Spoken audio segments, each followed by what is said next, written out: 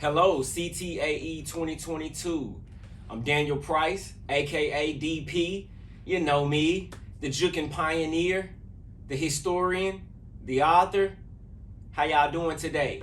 All right, so we have some very exciting news to report to the world. If they don't already know, Memphis Jookin has made it. It has made it into the Rushmore of street dance in America. So, I must take you back on a journey to the past before I can bring you to the present day achievements. In 2015, as a digital media specialist, I created a shoe guide, a top 10 of all of the Memphis Street Dance shoes. And number one on that list was the Nike Air Force One. The Nike Air Force One is a shoe that every single Jooker from Memphis has had a pair. They've worn them. They have used them to stand on their tiptoes better. They have used them to create routines together. They have used them as brand new features in their dance videos. This is natural. This is a natural incantation from, producer of a product and a culture that uses that product to produce.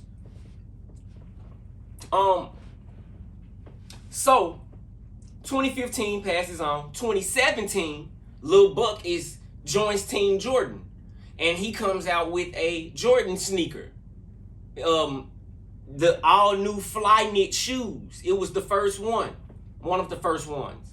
And this was a big achievement for all street dance cultures. This is like an illuminating achievement. So, Buck now has a opportunity to utilize this resource in the right way for them and for us. So, earlier in 2022, Buck becomes the executive producer, the first executive producer of any show from our culture, the Memphis Jookin show. He takes the show on tour. He takes some 30 dancers with him. They all reap the benefits of, the lifestyle. And it's sponsored by Nike, the shoes. So in this particular event, some of the greatest Jookers of our time were able to show what you can do in a pair of Air Force Ones. I believe these two events, combined with everyone wearing Air Force Ones in our culture, was the nail in the, in the coffin for the decision to be made, whether Memphis Jookin should be representing North America for the 40th anniversary of the Air Force One. So, the Air Force One came out in 1982. And, several styles have come out since 1982 in street dance. But none like Memphis Jookin in terms of footwork and the quality and the class that we show in our performances across the board, from street dance to performing arts in a theater. We show a mass quality in Air Force Ones. It takes me back to a show that we did in 2013. It was casted on TV for Christmas. We were in Air Force Ones dancing with the ballet and the orchestra. Air Force Ones are a landmark in shoe history for all dancers. Of course, Nike picked 4 regions, but we represented in North America. And we're proud. It's a landmark in our history. We're proud. I mean, it's one of those things where you can say, wait, we can close the book on wanting to be seen by the world and known by the world as one of the classiest street dance styles of all time. This brings us to the next upcoming landmark in history. So, breakdancing is, arguably the most fulfilling athletically and aesthetically style of all time. I mean, the ability to break dance, even to me, is amazing. The windmill and, people spinning on their head and having the timing and rhythm and balance to do all these things in a performance. It's amazing. So the Olympics, that's what they want to see. They want to see breakdancers, but they also want to see what these breakdancers can bring to the table.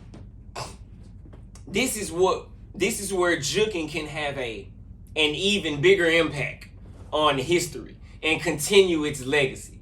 Because, I mean, we're arguably the greatest footwork dance style on earth. It's not about being the fastest or about being the quickest or, how complex your movements are. It's how well you put it all together. You ain't gonna get me started in here. It's about how well you put it together. That's what makes it beautiful, right?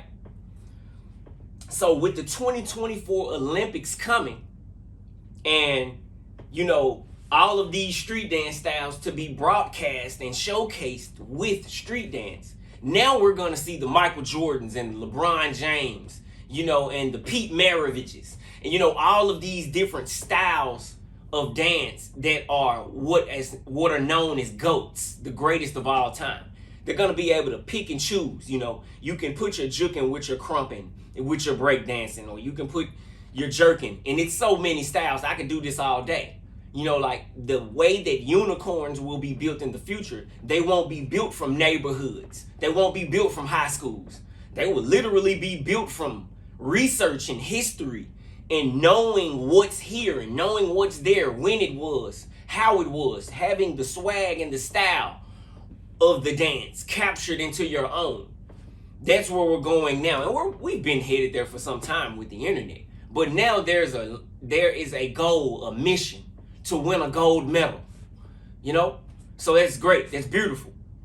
All of these new opportunities in hip hop, they're like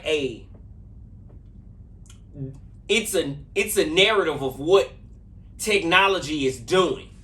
Hip hop was what the industry told us it was, 30 years ago. Now, we have so many rappers and so many producers and, so many outlets to be able to broadcast whatever you want. You have a whole different class of rappers today from different cities. They can, they feel the Southern music in the North and in the West. They feel the East Coast. Like, it's all coming together like, man, he sounds like this, but that sounds like that. And the dancers are doing it as well. So as a collective, we're all active players in this big revolution that's coming, that's going to allow us to express ourselves as the street dancers and as the producers and artists that we really are. We won't have to be shaped and carved because it's going to have to be real. It can't be manufactured. And street dancers today, they're going to learn that. They're trying to manufacture it right now, but it's about to get real, really, really real. As real as it was for us when we were captured in our little bubble, trying to get out of it, looking at popping and looking at breakdancing and trying to see what we can take from it to understand what right is, right? I would never say that styles like locking and popping and breakdancing can be overcome and overshadowed and covered up by history or the future. It must all come together. And that's what we're aiming to do. These kids are getting paid in social media today, to dance. And the opportunities and the mission is already there for them. That's why they're going in that direction, but they're a little misguided because it's all just a big blur to them. It's not something they can sit down and look at and put together the pieces on. They're picking and choosing what they want to be based on what they're seeing. But this is going to give you an opportunity to look into yourself as the future goes on and the Olympics come. And a new history begins for street dance. That's very important to digital dance culture and Universal Phoenix Group. Me, myself, being a leader, I wanted to see, my young guys, 901 ENT.